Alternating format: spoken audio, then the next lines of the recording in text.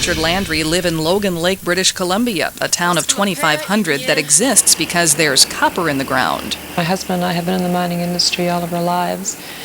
You live in mining towns, you live in the north, you had to fight for everything you got. I remember nights I came home in tears, and I'd had enough.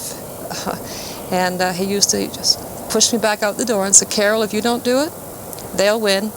There are 800 men and 25 women at Highland Valley Copper, where Carol Landry worked until she became District 3 staff last fall. It's a choice we discussed between me and her, and she likes what she's doing, I like what I'm doing, and we have to live with that. We have to accommodate each other. The first big step for me was in 1992 when I went to the Women of Steel course.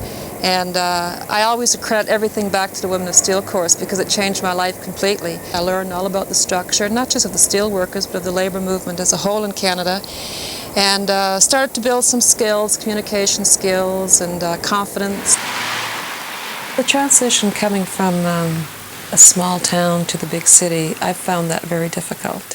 And the fact that my family isn't here every night when I go home, that part of it is hard.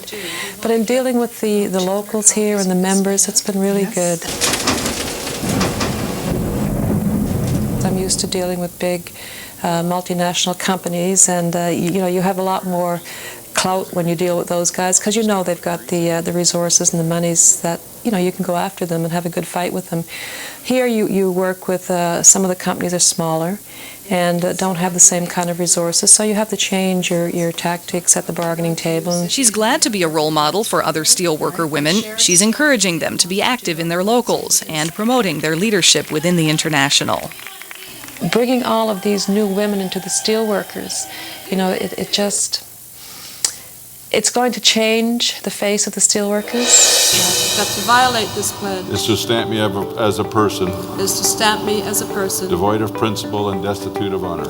Devoid of principle and destitute of honor. Congratulations, our new Vice President.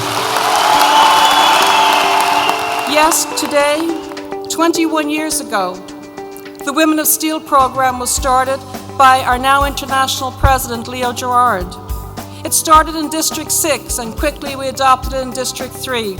And I was so fortunate to be one of the first sisters who went to the course in District 3. The objective of the course was, and still is, to give women the skills, the tools, the confidence they needed to take more active roles in their locals and in their union. I think the Women of Steel program today is even more important than it was way back when.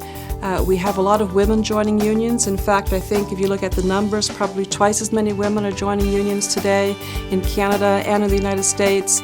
A lot of young women are coming into the workplaces who have no experience with unions, and we really need to start opening the doors for them. Especially the young women. We so need the young people, and I think the Women of Steel program is just a great way to introduce them to the union. And sitting through the Women of Steel program that we have today is not a whole lot different from what it was when I went through it.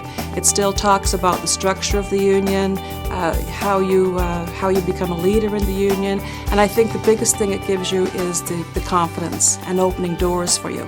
I think mentoring is such an important part of what we do, and I think it's a responsibility that we all have, regardless of what position we're in. If I look back at my experience and my life in the steelworkers, I've had some great mentors along the way, and the majority of them were men, whether it was my staff rep, my district director, the Canadian National Director. They have all been mentors to me, and I've learned so much from them.